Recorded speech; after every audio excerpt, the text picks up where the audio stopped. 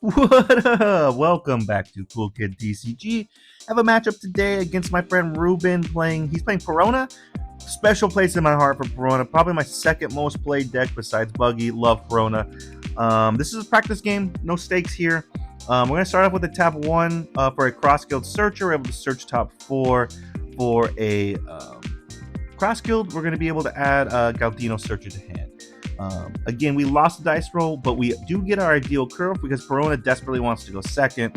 We're going to start off with the Galdino searcher, and we're also going to start off by cheating because Galdino can't grab Galdino. This is the second time I've done this on video. I'm going to search again with another Galdino, and I'm going to be able to add a 2K Kabaji or an Alvida, I think. I'm going to add the 2K Kabaji. He's a little distracted. I've been telling him those are the two cards I added, and we're going to swing 6 life. But yeah, definitely need to be better about that. This is the second time on video that I've searched a Galdino blocker off of a Galdino searcher. Can't do that. Need to be better. Sorry about that. He goes to his 4 Dawn turn. He's going to tap 4 for a Perona. This Perona, when he rests something, which he just does, he's able to restand a Dawn. Now he's able to swing 6 life. We take, no trigger, and he passes it back to us. Now here's where I'm going to get greedy. What I should do is I have the Croc and Mihawk in hand, but I don't have an ideal play off it. Like I could play the Kabaji, I could play the Moji, but those are just going to get rested. So I'm going to start off with a promo Buggy into Mihawk. I'm going to shut off that Buggy, and I'm also going to get bodies out on board so that the next turn when I play a Kabaji Moji, it's a 5 cost. It can't easily be rested. That was a thought process, and I thought it's early enough in the game. I'm thinking about the cost reduction to be able to kill a promo Buggy. He would probably need a Laboon. That's why I went with this, because if I lose this promo Buggy, I know he runs a lot of 4 costs, or a Perona should run a lot of 4 costs. If I lose a promo Buggy, I could be in trouble, so I need to protect it. That was my thought process. I think it's early enough in the game. However, as soon as he taps 2, I'm going to realize that my error of my ways.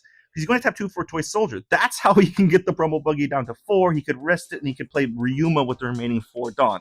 That's what I'm expecting. He goes, he minuses the cost. He sacks the Toy Soldier, minuses the cost of the promo Buggy, then asks if he can take it back, and I'm like, absolutely you can.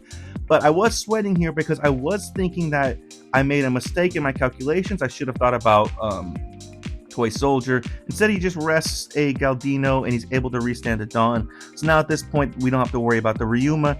He's going to tap 4 for a Perona. That is going to be able to, he's going to use the effect to make us pitch a card from hand. We will pitch the Moji, and then he's going to swing a 6er into the Galdino searcher, and we will take we will just take. So now I feel much better about this. I feel like we're able to Croc and Mihawk now. Definitely get that out immediately. Pitch the 3,000 Worlds. Let's play Croc and Mihawk. Draw 2, trash 1. Draw into 2Ks. That's pretty tight. Gonna pitch the 2K Kabaji. Play down the Moji. And then we're gonna swing 5 life. We have 2 Dawn standing. And then we're gonna tap 2 to play down this Galdino. He can't rest it. If he does, we're gonna get to draw 2. I shouldn't have this Galdino because of the fact that I cheated and searched it off a Galdino searcher, but alas. I'm just reminding him of the ability. So yeah, so both of the Peronas he has on board can't attack. His Toy Soldier can attack, but 0 power, so not worried about that. It is a bomb, though, that can minus 3 cost to something, so just a little worried about that. He's going to sack it to minus the Croc and Mihawk down. So the Croc and Mihawk now is currently a 5 cost. He's going to play 2 for another one. He's going to sack it to minus our Mihawk and then use leader ability to rest. He gets to restand a Dawn. And then he's going to play tap 5 for a carrot. He freezes it. And then he's going to be able to swing a big number with the Perona. I think it's a 7 or 8K swing. And we just give the Galdino blocker. So now our Mihawk's frozen. And yeah, thinking about what to do. We're going to start off with a 9K swing to life, but we are going to establish a 10 cost Buggy. He is going to trigger a Black Vortex and decide not to. If he does trigger the Black Vortex, I can't get the 10 cost Buggy out. So a little bit concerned there. I would have pivoted to the Gravity Blade at that point, but yeah, I forgot that people are running Black Vortex and Black decks. You need to be cognizant of that trigger. Then we're going to swing a 9 life with the Croc and Mihawk. I feel comfortable doing that because of the fact that I have the Moji blocker on board. It would take significant resources to rest the Moji and then be able to swing into the Croc and Mihawk. But yeah, he potentially could do it. It wouldn't be too crazy. Like a Suru, rest the Moji, swing big. Actually, he's going to tap 8 for a Kid. He's going to be able to use the Kid's ability to play down a Suru, which minus is 2.